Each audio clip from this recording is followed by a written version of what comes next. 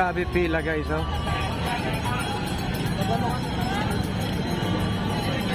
Sabi nila wala lang pila dito kay Diwata, pero tingnan mo naman, oh.